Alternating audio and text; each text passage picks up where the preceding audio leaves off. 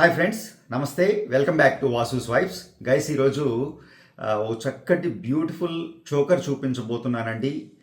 ఈ మధ్య కాలంలో అంటే గత 4-5 వీడియోస్ నుంచి మీరు గమనిస్తూ ఉండుంటారు. బహుశా ఒక 2 నెలల కాలం నుంచి కూడాను నేను పర్చి సెట్టింగ్లో అంటే అన్కట్ డైమండ్స్ పోల్కీ ఫినిష్లో సీజెడ్స్ వాడి చక్కటి బడ్జెట్లో సెట్స్ తయారు చేయటం మీద కాన్సన్ట్రేషన్ చేస్తున్నానండి. ఇది ఒక 3 నెలల కాలం నుంచి నడుస్తూ ఉంది. తదనుగుణంగా అందులో కొన్ని సెట్స్ రావటం జరిగింది. అంటే పోల్కీ సెట్స్. పోల్కీ అనేటప్పుడు మీకు తెలుసు, అన్కట్ డైమండ్ వాడి కొన్ని లక్షల రూపాయల బడ్జెట్లో స్టోన్స్ వెళ్తూ ఉంటాయి. అదొక సెగ్మెంట్. బట్ అదే ఫినిషు సీజెడ్స్ వాడటం ద్వారా లేదా మొజరైట్స్ వాడటం ద్వారా, ఎస్పెషల్లీ ఈరోజు మనం సీజెడ్స్ వాడటం గురించి మాట్లాడుకుందాం. సీజెడ్స్ వాడటం వల్ల అడ్వాంటేజ్ ఏంటంటేనండి, బ్యాక్ సైడ్ మనం క్లోజ్ చేయకుండానే ఆ డైమండ్ ఫినిష్ అంటే అన్కట్ డైమండ్ పోల్కి కూర్చోబెట్టిన ఫినిష్ తీసుకురావడంలో మనకి సీజెడ్స్ బాగా ఉపయోగపడతాయి. అదే మనం మొజరైట్ వాడామనుకోండి, అన్కట్ లాగా అది ఆ ఫినిష్ వస్తుంది.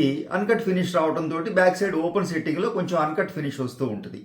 బట్ కొంచెం కంప్లీట్గా ఆ పోల్కీ ఫినిష్లో అంటే సింగిల్ కట్ డైమండ్ లేదా పోల్కీ సెట్టింగ్ లేదా బ్యాక్ సైడ్ క్లోజ్ వర్క్స్ వచ్చే ఫినిషింగ్లో కొంత కుందన్ ఫినిష్లో కూడాను, కుందన్ లాగా అనిపించేయడానికి అలాగా కూడాను కొన్ని సెట్స్ మనం సీజెడ్స్లో డిజైన్ చేసామండి ఈ మధ్య.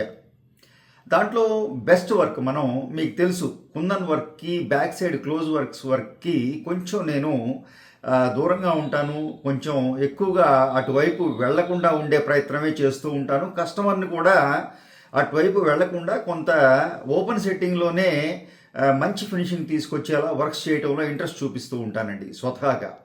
సో అందులో భాగంగానే ఈ ప్రయత్నం జరుగుతూ ఉంది. సో అటువంటి ఒక బ్యూటిఫుల్ సెట్ తోటి మళ్ళీ ఈరోజు మీ ముందుకు రావడం జరిగిందండి. వీడియో నచ్చితే తప్పకుండా లైక్ చేయండి. ఫస్ట్ టైం ఛానల్ చూసేవారైతే సబ్స్క్రైబ్ చేసుకోండి. తోటి వారితో మన వీడియోస్ షేర్ చేయడం మర్చిపోకండి.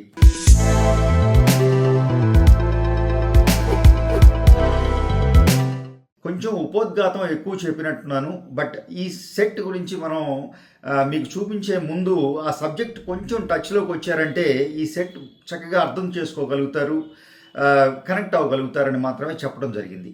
సో ఈ సెట్ ఏదైతే ఉందో కంప్లీట్గా సీజెడ్స్ వాడటం జరిగిందండి. సీజెడ్స్ అంటే ఎక్కడ రౌండ్స్ లేవు. ఈ కంప్లీట్గా ఈ ఫినిష్ వేరండి.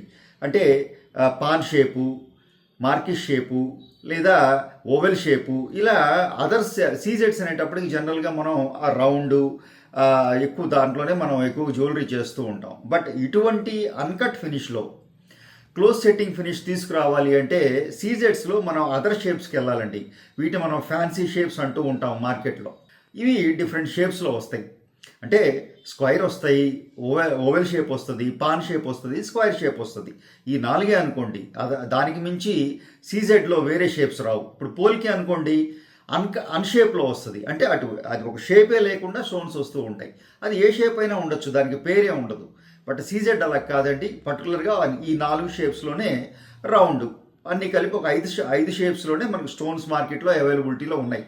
ఎందుకంటే అది మ్యాన్ మేకింగ్ కాబట్టి, మిషన్లో తయారయ్యే రాయి కాబట్టి.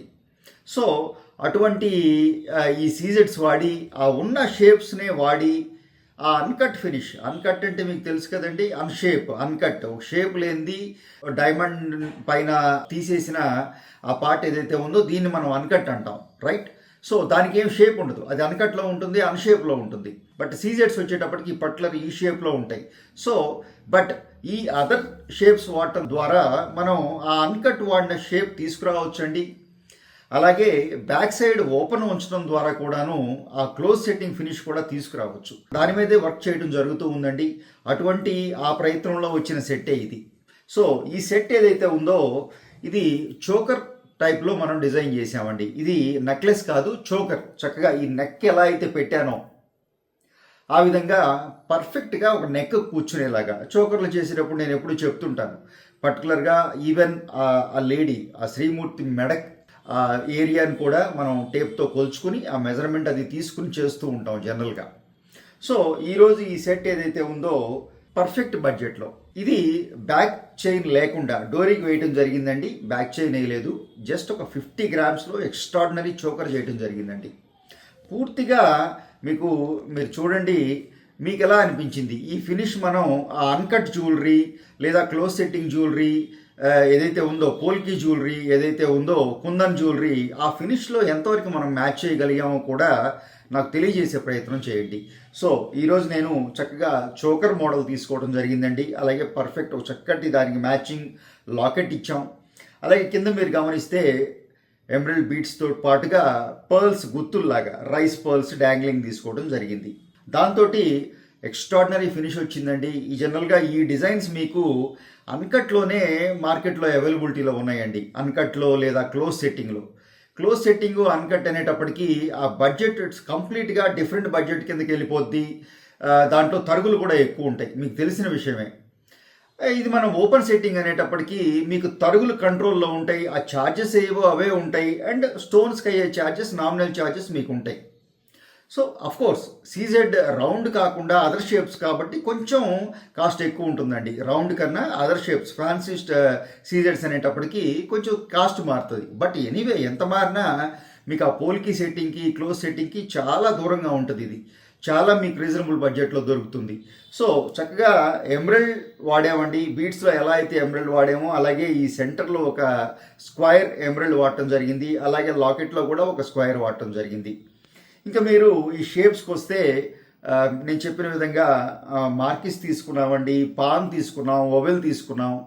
ఇలా పర్ఫెక్ట్గా ఒక పార్టీ వేర్, ఒక చక్కటి డిజైనర్ జ్యువెలరీ, ఒక వెడ్డింగ్ జ్యువెలరీ అన్నట్టుగా ఈ సెట్ డిజైన్ చేసామండి. చాలా బ్యూటిఫుల్గా వచ్చింది. ఎస్పెషల్లీ బడ్జెట్ అండి. 50 గ్రామ్స్లో ఈ సెట్ నేను బయటకు తీసుకురావటం ఒక అచీవ్మెంట్గానే నేను కంపల్సరీగా చెప్పవలసి ఉంటుంది. సో ఈ సెట్ మీకు ఎలా నచ్చింది, దీని మీద మీ అభిప్రాయాలు కూడా తెలియజేసే ప్రయత్నం చేయండి. అలాగే వీడియో నచ్చితే లైక్ చేయండి. ఫస్ట్ టైం ఛానల్ చూసేవారైతే సబ్స్క్రైబ్ కూడా చేసుకోండి. మన తోటి వారితో మన వీడియోస్ షేర్ చేయడం మర్చిపోకండి. Thank you.